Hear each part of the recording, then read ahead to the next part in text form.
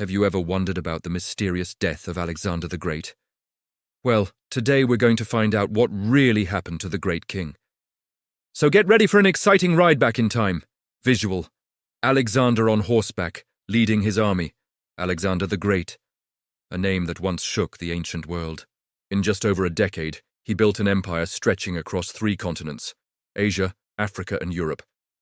Yet at the height of his power, in 323 BC in the city of Babylon, Alexander suddenly fell ill and died at the age of only 32. The mystery of his death remains unsolved to this very day. So let us take a journey back in time to uncover the enigma surrounding the death of this legendary ruler. Visual. Map of his empire, epic battles, soldiers marching. Alexander was no ordinary man.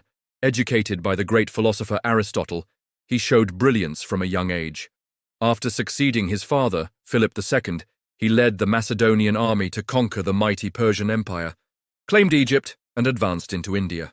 His military genius and endless victories made him one of the greatest conquerors in history. But how did he die? Let's find out. Visual. Babylonian palace. Alexander, appearing ill. In the summer of 323 BC, while planning his next campaign in the opulent palace of Babylon, Alexander suddenly fell gravely ill. For 12 days, he suffered from high fever, chills, and agonizing headaches. His normally sharp mind became clouded, and he was unable to issue any commands.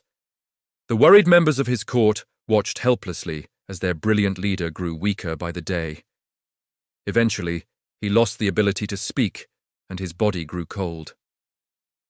On the 12th day, Alexander the Great was dead. News of his sudden demise spread like wildfire across the empire, leaving everyone from India to Greece wondering what had happened to their mighty king.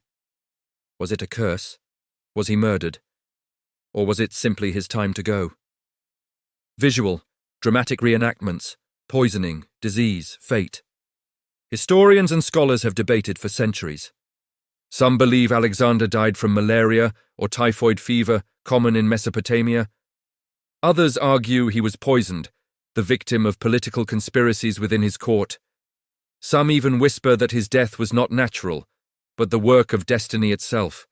A life burned too bright, extinguished too soon. There are other theories too.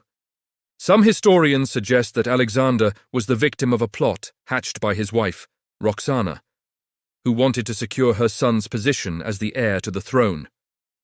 Could she have poisoned Alexander to pave the way for her son?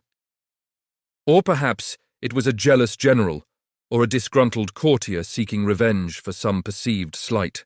Yet another theory revolves around the mysterious figure of Iphigenia, a woman from the court whose motives were as hidden as her origins. Some say she was Alexander's lover, while others claim she was a spy sent by one of his enemies. Whatever the truth, her sudden disappearance after Alexander's death has only added fuel to the fire of speculation. Visual, his empire map, monuments, statues. As we delve deeper into this enigmatic tale, we must also consider the role of fate. Was Alexander's untimely death simply a twist of cruel irony? A man who had conquered so much, who had dared to dream of uniting the world, was brought down by something as mundane as a fever. Some believe that Alexander's death was not a tragedy, but a release. After a life of relentless campaigning and conquest, he was finally at peace. His empire, however, did not last long after his death. Fearing the growing instability, his empire was quickly carved up among his generals, ending up with Ptolemy III claiming Egypt and Antipater taking over Greece. Seleucus I Nicator ended up with the biggest chunk of the empire, which included parts of Asia Minor, Syria, Mesopotamia, and Persia. Alexander's body was returned to his hometown of Pella in Macedonia, where it received a hero's burial.